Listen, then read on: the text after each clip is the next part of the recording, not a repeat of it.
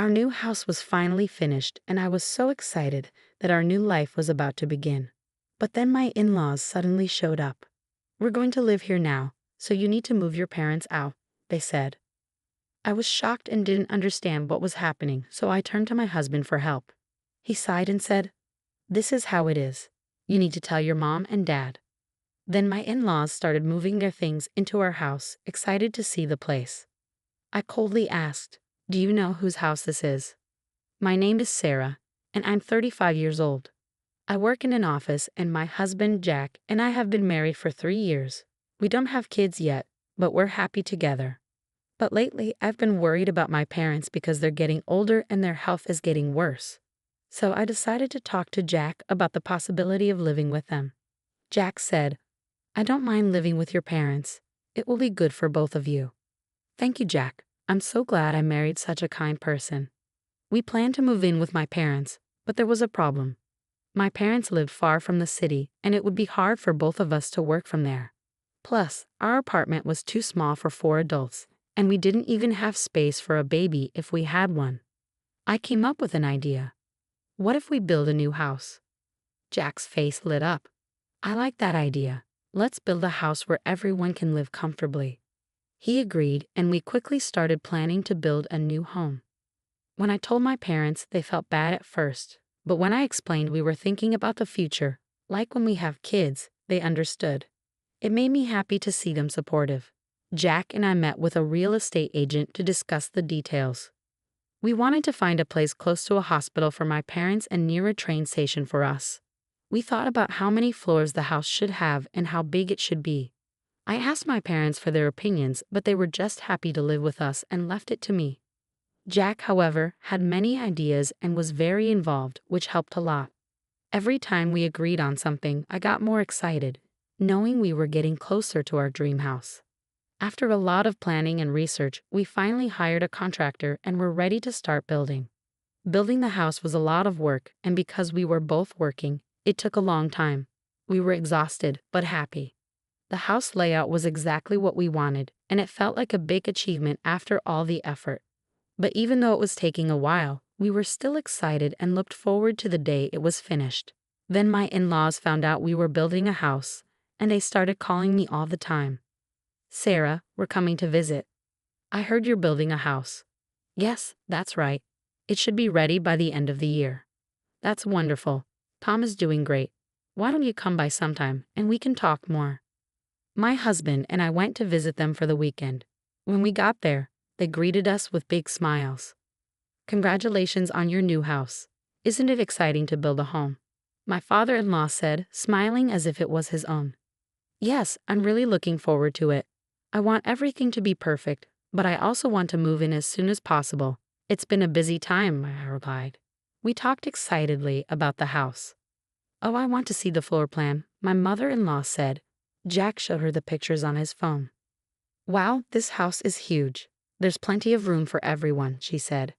"Yeah, we're planning to live with my parents, so we need this much space." "Living with your parents?" My in-laws looked at Jack, surprised. "You're moving in with Sarah's parents?" "Yes, that's right. Sarah's parents have been having trouble with their legs and hips lately, so we decided to move in with them. That's why we bought a new house." "I see. Well, good luck then." I could tell that my mother-in-law and father-in-law's tone had changed. I started to understand why they weren't happy about this. They probably didn't like the idea of my parents living with us instead of them. So I decided to change the subject. "How are you guys doing? Are you feeling okay?" "We're fine. Nothing has really changed." "Yeah, just the same old routine." "All right then. Let's talk about the new house. Do you know which room your parents will take?" "Oh, we're thinking about this room." My husband didn't seem to notice that his parents were upset, but I could tell that they weren't too happy about my parents moving in with us. They didn't like that my parents were a priority over them. I felt a little bad for them, but since we were building the house with my parents in mind, I thought they should understand. But it seemed like my in-laws didn't see it that way. The house was coming along nicely. Every time I visited, it looked more like our dream home. I was excited, but I also wanted to make sure everything was done properly. I went to see the house with my parents, and they were so happy to see it. I was glad I could do something special for them. But there was something bothering me. My husband had been visiting his parents more often, especially on weekends. Are you visiting your parents again this weekend? Yes. You've been going a lot lately. I need to take care of them. That's why I'm visiting them on my days off. That's so thoughtful of you. Do you want me to come with you? I was worried that my in-laws might be upset. I knew they would be sad that they weren't living with us. So I thought I could help out and show them kindness too. But my husband said, no, it's fine. I'm okay, and went by himself. I was okay with that, but let him know that I'd be there if he needed me. The house was finally done. When the moving day arrived, my husband and I were so excited. We packed up our things and headed to our new house with big smiles on our faces. When we arrived at our new home, I was so excited to finally see it. The house was stunning, and I couldn't help but say wow as I looked at it. I was imagining a life where I'd be cooking while my husband and kids played in the yard and we'd have barbecues together. It felt like the start of a new chapter. My parents were still stuck in traffic, so I decided to wait for them and let my husband know what was happening. But then, unexpectedly, my in-laws showed up. I was shocked and wondered, why are they here? They got out of the car, smiling, and said, we're here. What an amazing house. This is something you can brag about. Isn't it wonderful? Sarah has great taste, my father-in-law said. Yes, I agree, I replied, still confused by their sudden appearance. Then, to my surprise, they started unloading luggage from their car. I rushed over to them. What are you doing? Why are you unloading that? They said, we're moving in today. You need to get rid of your parents. I was completely confused. What are you talking about?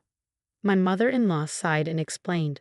Normally, a wife is supposed to take care of her husband's parents, so we should live here. What? No. Go call your parents. We're busy moving, I said, frustrated. I didn't understand, so I turned to my husband for help, but he just sighed and said, that's how it is. You need to talk to your mom and dad. I was shocked. This house was built for my parents to live with us. I can't let you do this, I said, my voice shaky with emotion. He got upset with me. You heard my mom. A wife is supposed to serve her husband's family. Well, think about your parents later. I couldn't believe what I was hearing. It felt like my husband had been influenced by his parents, or maybe he always thought this way.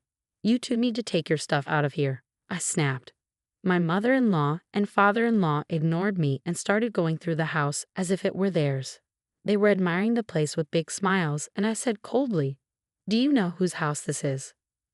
My mother-in-law looked at me and said, it's Jack's, of course. I couldn't hold back. Don't act like this is your home just because Jack is supporting you and built it for you, I said firmly. They were upset, not even letting me explain myself. It seemed like my husband hadn't told them about our finances. Why did he even build this house if he's just going to let your parents move in? They said. I felt terrible for Jack, realizing how much pressure he was under from his family. I couldn't take it anymore. I was tired of being misunderstood. If you insist on living here, then I will have to ask Jack to return the money I paid for this house, I said firmly. My in-laws looked at me confused. How much did you pay for this house? Probably nothing, right? $100? They laughed. But my husband didn't say anything, his face going pale. I looked him straight in the eyes and said, are you proud of yourself, letting this go on without telling the truth? He seemed lost and asked, what are you talking about? My mother-in-law tried to explain. Jack didn't want to say anything, so I had to tell them. I looked at them both and said, I bought this house with all of my savings. If you want to live here, you'll need to pay me the $500,000 it cost. Their eyes widened in shock. They looked at my husband for confirmation. When my in-laws asked my husband if I really bought the house, he quietly confirmed it. Sarah bought the house. She's head of her department, and her salary is much higher than mine. His parents were shocked. But you've been with your company for so long. Yeah, but I've made a lot of mistakes at work. I'm not moving up, and now I'm even taking a pay cut. I make less than a new graduate, my husband confessed. Suddenly, my in-laws switched their tone completely. They started pleading with me. Sarah, we're sorry for everything we said earlier. We were wrong. Please forgive us and let us live here. I was furious. No, I bought this house to live with my parents. I won't allow you to take their place. If you want to live here, You'll have to pay me $500,000. They looked at each other and said, "We don't have that kind of money." "Then you'll need to leave," I said firmly. "But we sold our house." "If you kick us out, we have nowhere to go," they pleaded. "Rent an apartment then. I'm not letting you stay here. It's impossible for all of us to live under one roof," I said coldly. Then my in-laws began to cry. "We've made mistakes with our investments and are in debt. We sold our house and used our retirement savings to pay it off. We're too old now, and we have nowhere else to turn. We need you." I couldn't believe they were using this sob story. "If you need help, you need to go to your son. I'm not obligated to support strangers." "But we're your in-laws," they argued. "Why won't you help us?" "I'm sorry, but I can't stay married to someone who lets his parents try to take over the house like this."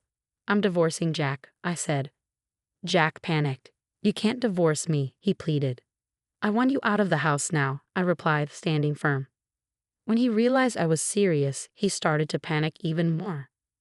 My in-laws tried to beg me again, but I threatened to call the police if they didn't leave.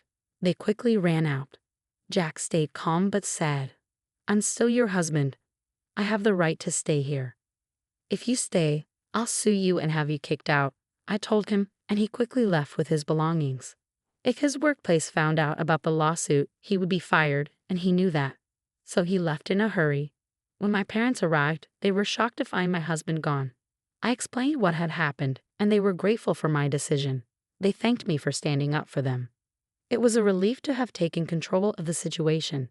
I felt glad I got rid of those selfish people before we had kids. After the divorce was finalized, I was living comfortably in our new house with my parents, free from all the drama.